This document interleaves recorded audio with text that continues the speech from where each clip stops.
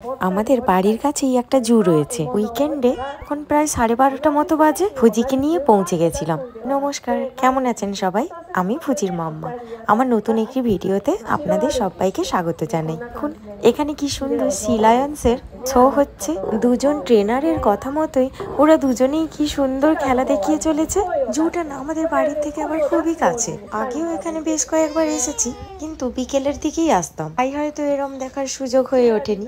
দেখুন, এই প্রবাসী আমেরিকান সি লায়ন আবার ট্রেনারের কথা মতো আওয়াজও দিচ্ছিল।